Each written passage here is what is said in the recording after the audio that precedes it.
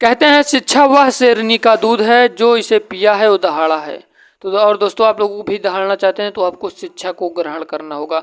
नमस्कार दोस्तों, एक बार फिर से पुनः स्वागत करता हूं यशस्वी योद्धा के ऑनलाइन प्लेटफॉर्म पर। दोस्तों आज मैं रीजनिंग के 10 बहुत ही ज़्यादा महत्वपूर्ण प्रश्नों को देखने वाले हैं। अगर आप एसएससी जीडी की तैयारी कर रहे हैं, अगर आप रेलवे की कर रहे हैं, अगर आप उत्तर प्रदेश पुलिस की कर रहे हैं या आप दिल्ली पुलिस की कर रहे हैं, तो किसी भी भर्ती परीक्षाओं की तैयारी कर रहे हैं तो इस वीडियो को पूरा जरूर देखिएगा। और दोस्तों आप सभी को बता दूं कि मैंने मास्टर रीजनिंग बैच के नाम से एक प्लेलिस्ट बनाया है, जाकर आप लोग देख सकते हैं दोस्तों। उस पर रीजनिंग की पूरी प्रैक्टिस सेट हम लोग कर रहे हैं, नहीं तो लिंक डिस्क्रिप्शन बॉक्स में दिया गया है, जाकर आप लोग जरूर देखिए। चलिए दोस्तों हम लोग वीडियो को शुरू करते हैं।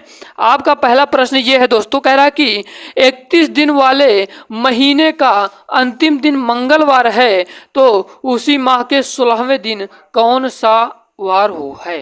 तो दोस्तों देखिए, प्रश्न देखने में थोड़ा सा टफ लग रहा है पर इसमें कुछ भी नहीं है।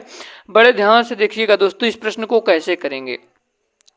देखिए भैया, 31वें दिन वाले कौन सा, 31 दिन वाले महीने का अंतिम दिन क्या है, मंगलवार है। तो 16वें दिन का पता कैसे करेंगे दोस्तों। देखिए 31 को जब मंगलवार है तो 31 में से जब हम 7 को घटाएंगे तो कितना आएगा भैया, जब -7 करेंगे तो 24 आएगा, यानी कि 24 को भी मंगलवार है।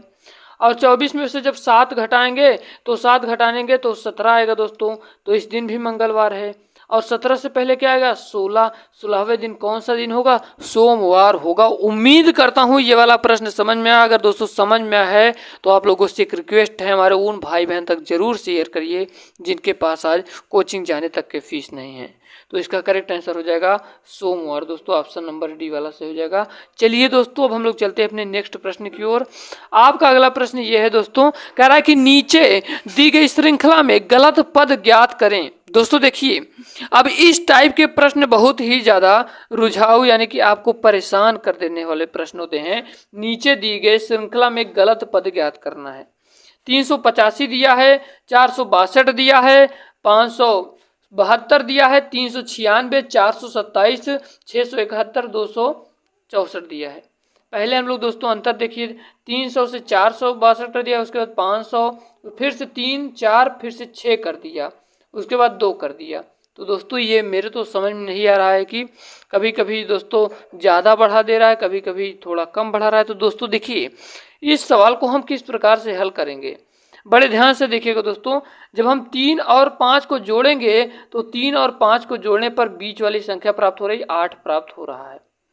देखिए फिर से बड़े ध्यान से देखिएगा, जब हम किनारे किनारे वाली संख्याओं को जोड़ते हैं, 3 और 5 को जोड़ेंगे तो 8 प्राप्त होगा बीच वाली संख्या, और 4 और 2 को जोड़ेंगे तो 6 प्राप्त होगा, 5 और 2 को जोड़ेंगे तो 7 प्राप्त होगा, 3 और 6 को जोड़ेंगे तो 9 प्राप्त होगा, और 4 और 7 को जोड़ेंगे तो यहाँ पर 2 लिख दिया गया है, यहाँ पर 11 होना चाहिए दोस्तों, जो कि बिल्कुल गलत है। तो और दोस्तों हम लोग इसके आगे देख लेते हैं, क्या यही नियम रेगुलर फॉलो कर रहा है कि नहीं।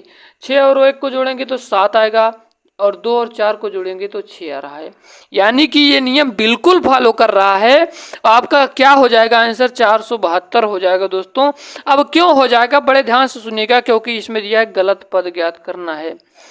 अब हम क्या किए कि जब किनारे किनारे वाली संख्याओं को जोड़ रहे हैं तो बीच वाली संख्या प्राप्त हो रही है, परंतु 472 ऐसी संख्या है इसमें दिए गए पदों में। 472 ऐसी संख्या है, जब हम 7 और 4 को जोड़ने पर 11 आता है, परंतु यहाँ पर 2 लिखा है, यानी कि ये गलत संख्या है। ऑप्शन नंबर डी वाला सही हो जाएगा। आपका 3 नंबर का प्रश्न ये कह रहा है दोस्तों कि प्रतीकों के उपयुक्त सेट का चयन करें। अब कैसे करेंगे हम लोग देखते हैं।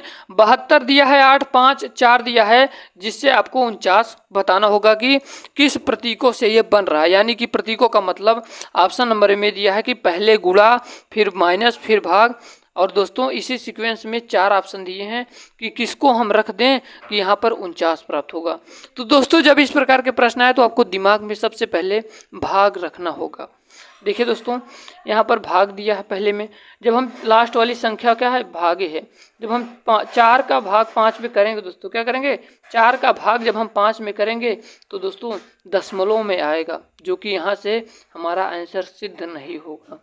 चलिए हम ये वाला बी नंबर का देखते हैं पहले। बी में देखिए दोस्तों, भाग बीचों बीच है, यानी कि 5 का भाग जब हम 8 में करेंगे फिर भी यहाँ पर दशमलव में प्राप्त होगा, है ना, यानी कि ये भी आपका गलत होगा। अब दोस्तों देखते हैं सी नंबर का।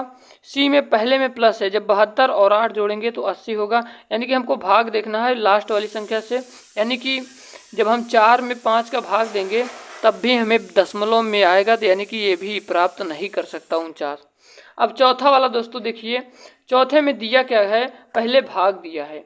अब जब हम 8 का भाग जब हम 72 में करेंगे तो 8 नवैया 72, 8 नवा 72 गुणे दिया है, उसके बाद गुणते 5 और प्लस 4, यानी कि 5 9 45 4 49, यानी कि correct answer option number D वाला हो जाएगा। उम्मीद करता हूँ ये वाला प्रश्न आप सभी के समझ में आया होगा। चलिए अब हम लोग चलते हैं अपने नेक्स्ट प्रश्न की ओर। आपका अगला प्रश्न 4 नंबर का ये है दोस्तों। देखिए ये कह रहा है कि 50 से 65 बना तो 101 से क्या बनेगा। दोस्तों हम आपको बता दूं कि इस प्रकार के प्रश्न बहुत ही ज़्यादा दिमाग लगाने की इसमें कोई भी आपको झंझट नहीं रहता है और आप इस प्रश्न को बिल्कुल आसानी से कर सकते हैं। दोस्तों देखिए 50 से 65 पहली चीज़ तो 50 में जब हम 15 प्लस करेंगे तो 65 बनेगा, तो जब हम 101 में 15 प्लस करेंगे तो 116 प्राप्त होगा। क्या इस ऑप्शन में दिया गया है? क्या दोस्तों इस ऑप्शन में नहीं दिया गया है, यानी कि ये रूल मेरा गलत है, यानी कि ये मेरा नियम फॉलो नहीं कर रहा है। तो चलिए हम दूसरा नियम भी लगाते हैं भैया, हमारे पास बहुत ज़्यादा दिमाग है।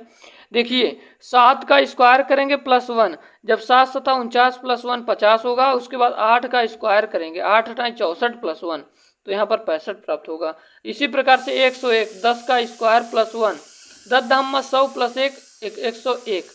उसके बाद 10 के बाद क्या आएगा, देखिए 1 बढ़ा रहा है, 7 के बाद 8, उसके बाद 10 के बाद क्या करेंगे 11, 11 स्क्वायर प्लस 1, 11 ग्राम में 121 प्लस 1 122। कहीं दिख रहा है क्या? जी हाँ दिख रहा है, बिल्कुल यही राइट आंसर होगा आपका, ऑप्शन नंबर सी वाला सही हो जाएगा। उम्मीद करता हूँ ये चौथा नंबर का प्रश्न भी आप सभी के समझ में आया होगा। चलिए अब हम लोग चलते हैं अपने आपके अगले प्रश्न की ओर। कह रहा है कि इस चित्र में वृत्त, बड़े ध्यान से देखिएगा दोस्तों इस प्रश्न को, इस चित्र में वृत्त युवाओं का त्रिभुज अशिक्षित व्यक्तियों को और आयत रोजगार में लगे व्यक्तियों को निरूपित करता है। यानी कि ये जो वृत्त है दोस्तों ये युवाओं को, और ये जो त्रिभुज है ये अशिक्षित व्यक्तियों को, और ये जो रोजगार युक्त व्यक्ति है ये दोस्तों किसको ये दर्शाता है? आयत को। ठीक है, तो आपसे पूछ कर रहा है कि कौन सी संख्या युवा, शिक्षित एवं बेरोजगार को निरूपित करता है। तो दोस्तों देखिए आप सभी को बता दूं, क्या एक को देखिए दोस्तों, एक कर क्या रहा है, एक आपको शिक्षित भी है और बेरोजगार भी है। ठीक है, एक ये जो संख्या है ये तो शिक्षित भी है दोस्तों, बेरोजगार भी है, यानी कि correct answer option number D वाला हो जाएगा। डी वाले में एक दिया है, डी वाला सही हो जाएगा। 9 नंबर का प्रश्न कह रहा है दोस्तों कि दी गई प्रश्न आकृति का सही दर्पण प्रतिबिंब चुने। प्रश्न आकृति दोस्तों दिए गए है, आपको क्या बताना है? मिरर इमेज बताना होगा। तो दोस्तों देखिए ये किस प्रकार से बनेगा। ये जो पहला वाला है ये ऐसे बन जाएगा, और जो ये दूसरा वाला है दोस्तों ये इस प्रकार से बन जाना है, यानी कि इसको पलट दिया गया है और बाकी ये दोनों सेम ही रहेंगे। इसका मतलब दोस्तों देखिए इस प्रकार की आकृति की सेम है क्या? बी वाले में देखिए इसी प्रकार की आकृति है, यानी कि correct answer option number B वाला। चलिए अब हम लोग चलते हैं अपने नेक्स्ट प्रश्न की ओर। दोस्तों आपका अगला प्रश्न है कि नीचे दिए गए चित्र में कितने त्रिभुज हैं। जितने भी मेरे दोस्त इससे पहले वाली वीडियो को देखे होंगे वो लोग जरूर बता लेंगे।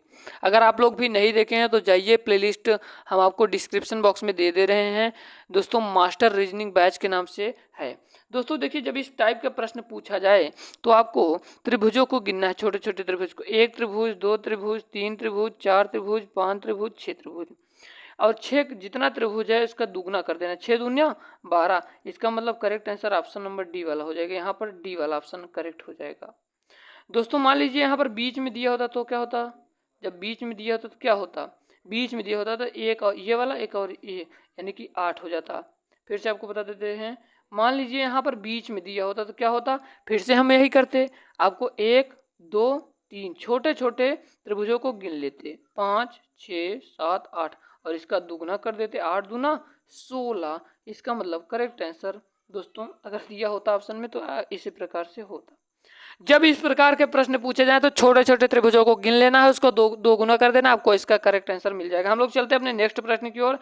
कह रहा है दोस्तों कि नीचे पासे की 2 स्थितियों को दर्शाया गया है। जब संख्या 1 ऊपर हो तो नीचे कौन सी संख्या होगी? दोस्तों देखिए यहाँ पर 1 है, और दोस्तों यहाँ पर देखना होगा 6 और 4 है ना, 2 फलकों पर। और दोस्तों यहाँ पर देखिए 6 और 4 है, यानी कि 1 का दोस्तों क्या हो जाएगा, नीचे वाली कौन सी संख्या होगी, 5 हो जाएगा। Correct answer option number C वाला हो जाएगा। अब हम लोग चलते हैं अपने 9 नंबर के प्रश्न की ओर। दोस्तों आपका 9 नंबर का प्रश्न कह रहा है कि एक विद्यार्थी सही सवालों की तुलना में 2 गुने गलत करता है। यदि उसने कुल 48 सवाल किए तो कितने सही हल किए।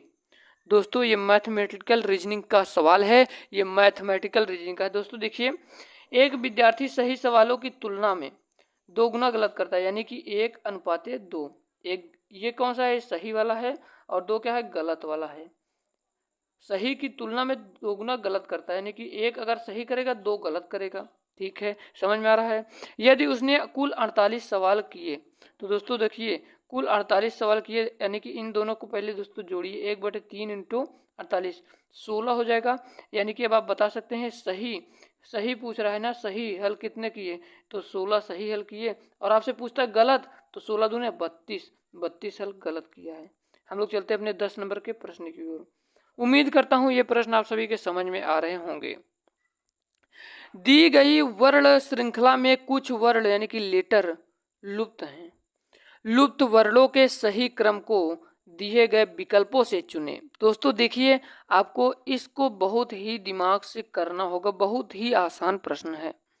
देखिए यहाँ पर खाली स्थान दिया है, खाली स्थान पर क्या भरना होगा।